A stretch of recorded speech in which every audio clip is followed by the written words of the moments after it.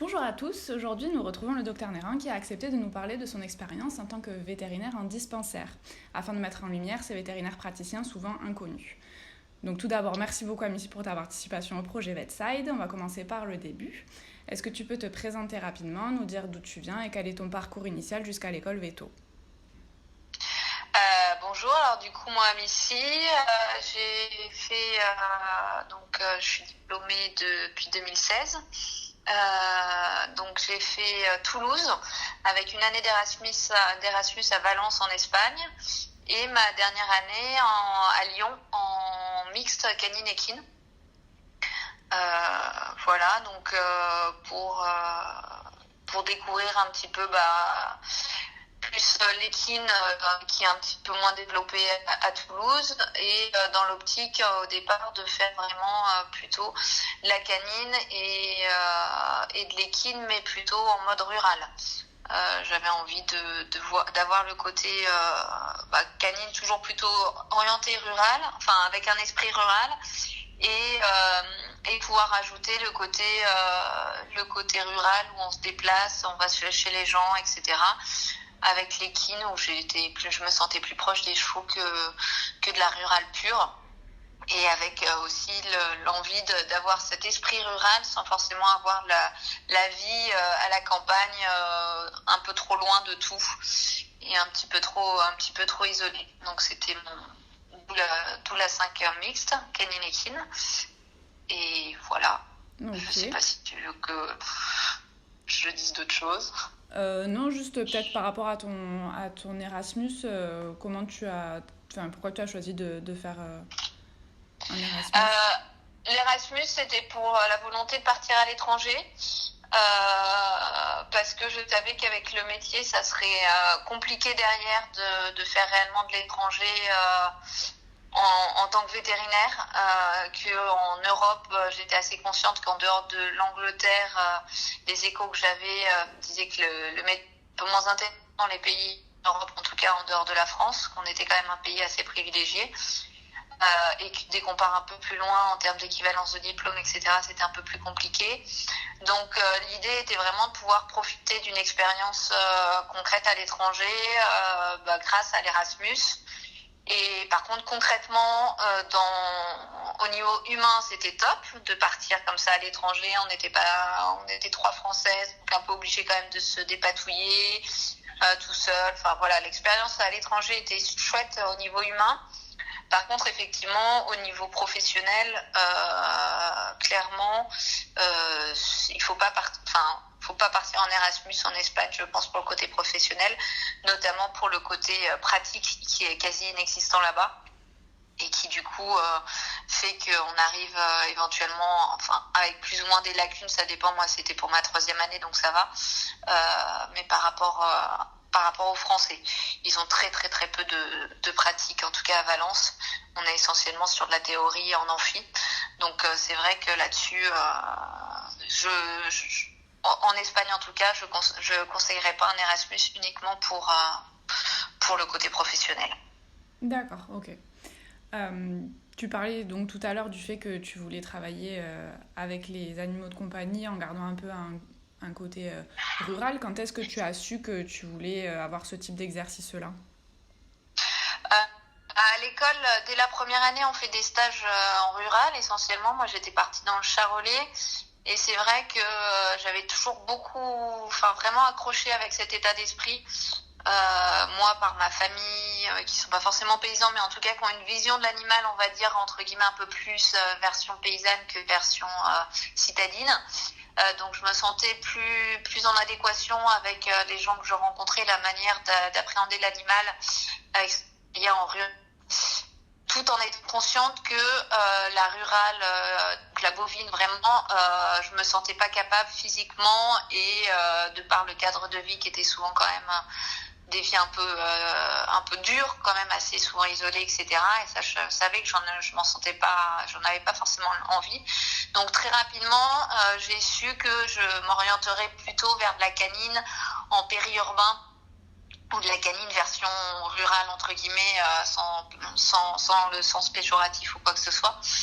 Mais voilà, j'aime bien aussi le côté où en plus c'est des zones où les gens vont moins les référer à droite à gauche et du coup on peut entre guillemets pousser les cas et s'amuser à essayer de pousser un peu plus loin les cas parce que c'est nous ou personne, parce qu'il n'y a pas forcément grand monde autour.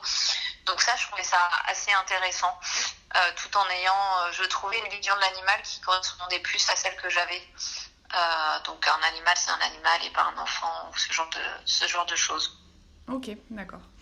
Donc, à la fin de tes études, quel a été ton premier poste en sortant de l'école ?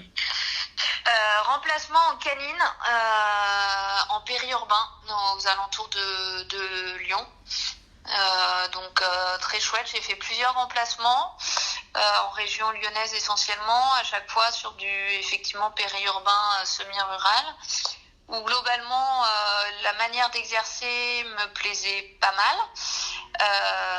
Mais après effectivement est arrivé un côté du métier dont on est de plus en plus conscient pendant l'école, mais où là on est vraiment seul avec les gens, puisque on est enfin veto, donc on est seul dans la salle de consultation. Il y avait deux côtés qui me gênaient pas mal, ou avec lequel en tout cas j'étais moins à l'aise. C'était le côté devis et financier. J'étais pas du tout à l'aise avec le fait de devoir tout chiffrer, ce qui était assez logique, mais c'est vrai qu'on on a un peu alors je sais pas si c'est si c'est nous aussi, mais le fait de devoir demander l'argent, de devoir toujours chiffrer, de devoir toujours avoir l'aval des propriétaires, de toujours avoir un petit regard des propriétaires, genre c'est cher, etc. Et toujours devoir justifier le prix de tout ce qu'on faisait, qui me pesait pas mal. Mmh. Et le deuxième point qui me pesait aussi beaucoup, qui était beaucoup moins, qui pour certains peut être beaucoup moins grave, mais moi au quotidien me fatiguait un peu, c'était le côté où on était les psys des gens. Et les gens qui viennent alors que les animaux ont pas grand chose, ou vraiment une égratignure, et en fait ils viennent essentiellement pour discuter. Et c'est vrai que bon, il y en a, on est toujours content de discuter avec eux, mais moi le but du métier c'est de soigner les animaux et pas de soigner les gens, même si l'un va avec l'autre. Et pas finir par uniquement soigner les gens. Et c'est vrai que ce côté-là était un peu fatigant. Et de temps en temps, effectivement, avoir un côté, c'est une clientèle auquel on a affaire. Donc automatiquement, on peut pas non plus dire tout ce qu'on veut, et que si les gens, faut quand même être conciliant. Et même si on considère qu'il n'y a pas besoin de traitement, qu'il n'y a rien, si les gens insistent très lourdement, il faut être capable de leur dire avec le plus de diplomatie possible. Et de temps en temps, j'étais un peu fatiguée de d'avoir des gens qui venaient plus pour eux que pour leur animal. D'accord, ok. Et donc, à quel moment, au bout de combien de temps tu as vraiment réalisé que toi, ce type de clientèle-là, en fait, ça te correspondait pas et que vraiment tu voulais pas continuer à faire ça ? J'ai fait ça pendant 2-3 ans, je pense, des remplats à droite à gauche, et après le constat a été entre guillemets présent, mais sans être arrivé à la conclusion de c'est pas forcément ça que je veux faire. C'est-à-dire que j'étais conscient des points qui me chagrinaient dans la manière dans une clientèle normale, sans forcément avoir la solution, parce que ça fait partie de la clientèle normale, il faut l'accepter. Faut pas non plus cracher dans la soupe. Il y avait plein d'autres choses très très bien dans une clientèle normale, mais du coup c'est vraiment le hasard qui m'a amenée à la SPA, et pas du tout une volonté de dire ça c'est trop, j'en peux plus, je craque, je pars sur autre chose. D'accord, ok. Et donc justement, depuis quand est-ce que tu travailles en dispensaire ? 2 ans. Ok. Et du coup, c'est quoi concrètement un dispensaire ? Alors, un dispensaire, c'est un cabinet vétérinaire réservé aux personnes aux revenus modestes. Donc, c'est 100% privé, c'est géré uniquement par la SPA. Il y en a 11 ou 12 en France. Ça se fait d'après les revenus des personnes, en fait. On leur demande chaque année de remplir une attestation et de venir avec leur avis de non-imposition. Donc, en fonction de leur taux d'imposition, de ce qu'ils etc. Chaque année, ils doivent revenir avec leurs papiers. Et ils bénéficient de soins gratuits. Il s'agit d'une participation libre. On essaye de leur faire comprendre que ce n'est pas gratuit d'avoir un animal. Mais l'idée est quand même que chacun donne ce qu'il peut. ce qu'il veut, enfin voilà, suivant les cas. Et du coup, on leur fait signer également une charte dans laquelle ils s'engagent à ne pas prendre d'autres animaux par rapport à le nombre d'animaux qu'ils ont la première fois qu'ils viennent au dispensaire. Et la stérilisation est obligatoire pour tous les animaux s'ils veulent être suivis au dispensaire. D'accord, ok. Donc, c'est pour le cadre. Et ensuite, donc on est un cabinet, on n'a pas d'examen complémentaire sur place. Donc, on est vraiment sur une médecine, entre guillemets, de guerre. Après, moi, j'envoie des analyses de sang, je les envoie en labo. Nous, à Grenoble, on fonctionne avec Orbio, qui est un des plus proches.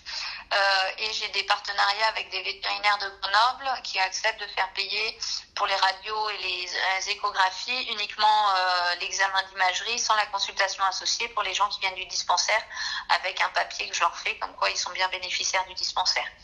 Donc je n'ai pas d'examen complémentaire sur place, mais j'ai quand même les moyens de le faire. Et puis après, de toute façon, on n'est pas censé être un centre de référé ou quoi que ce soit. Donc si les cas sont trop compliqués ou quoi, ils vont chez un vétérinaire lambda. Et par contre, on fait beaucoup de chirurgie. Là, on est équipé quand même de gazeuses. Enfin, on est très bien équipé. Les locaux sont neufs. On a beaucoup. Donc voilà, il y a juste pas d'examen complémentaire.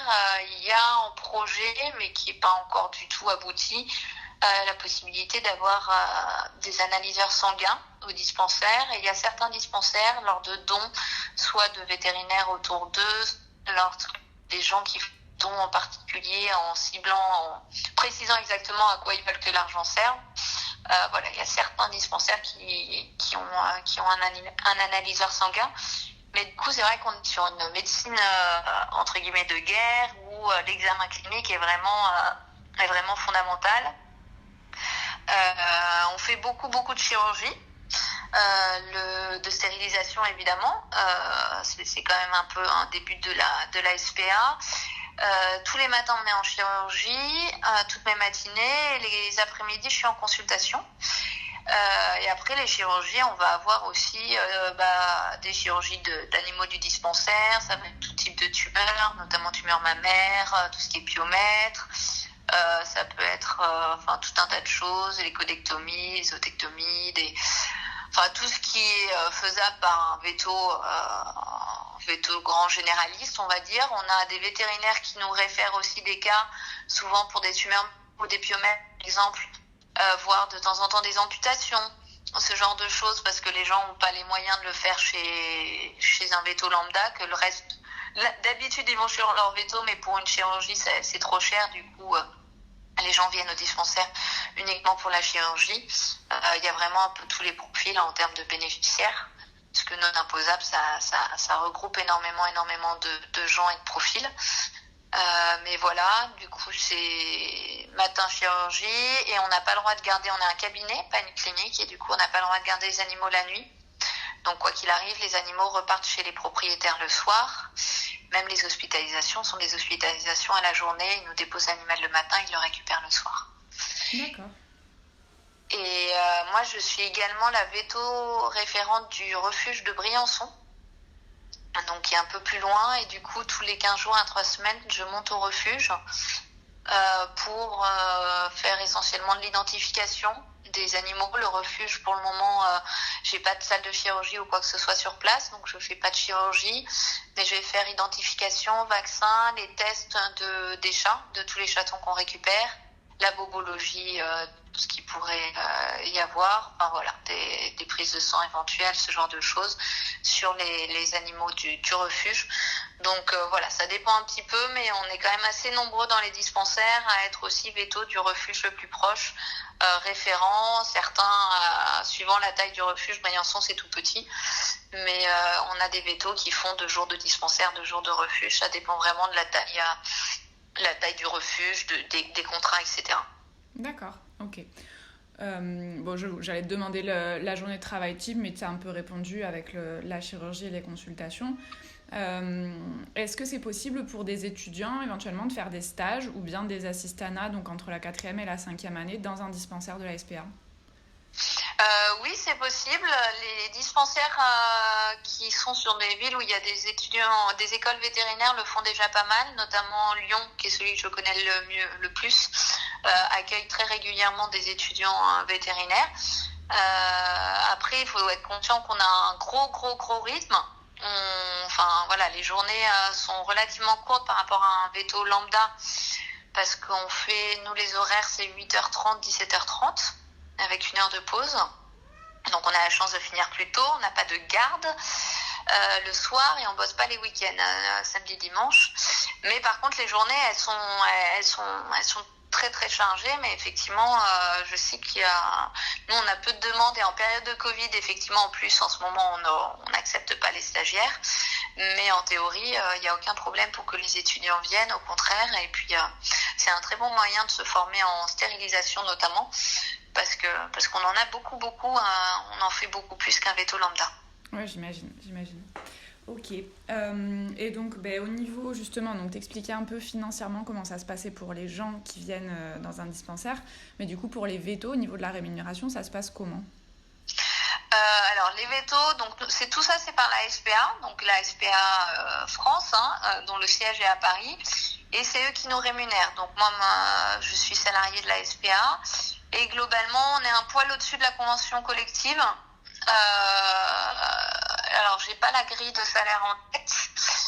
Je suis très nulle pour tout ça, mais globalement, quand on débute, on est un peu mieux payé que la convention collective, et je crois que la courbe s'inverse passé 10 ans d'expérience, où là effectivement on passe un petit peu en dessous de on est plus ou moins au niveau de la convention collective, mais du coup on est très correctement payé.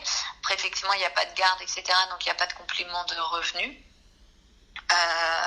Mais quoi qu'il arrive, on a la sécurité effectivement de savoir que c'est la SPA France qui ont quand même entre guillemets les reins solides. C'est quand même une très grosse association, il y a 600 salariés, et effectivement eux ils ont de la trésorerie, notamment s'il y a un dégât des eaux sur le dispensaire, s'il y a besoin de racheter quelque chose qui est cassé, etc.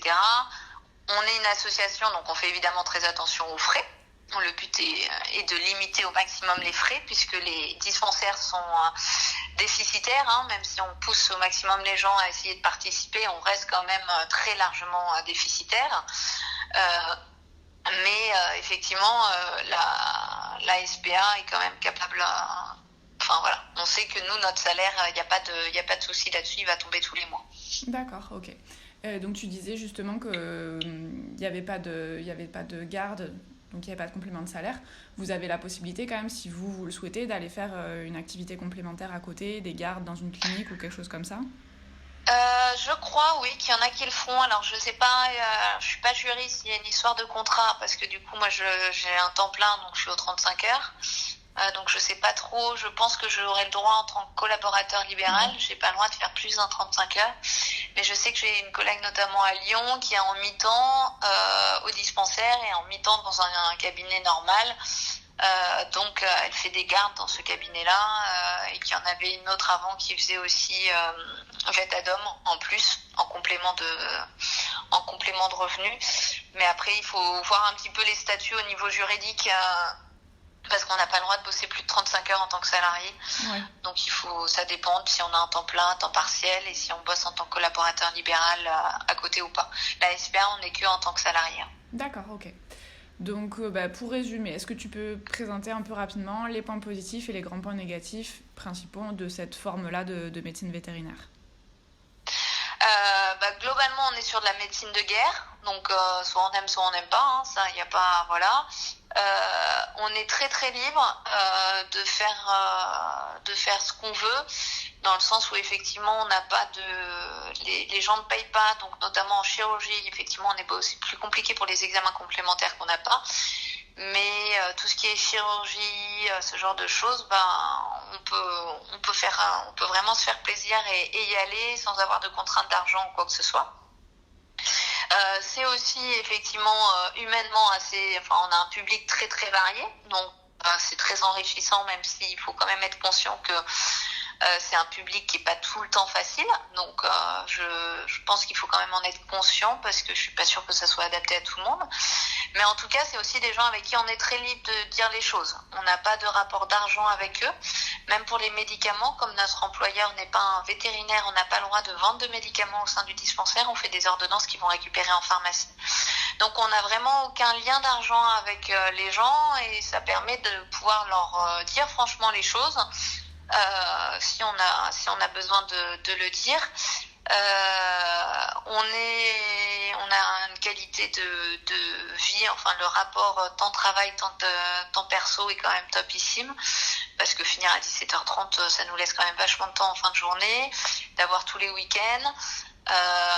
Donc ça c'est vraiment un gros point positif pour moi.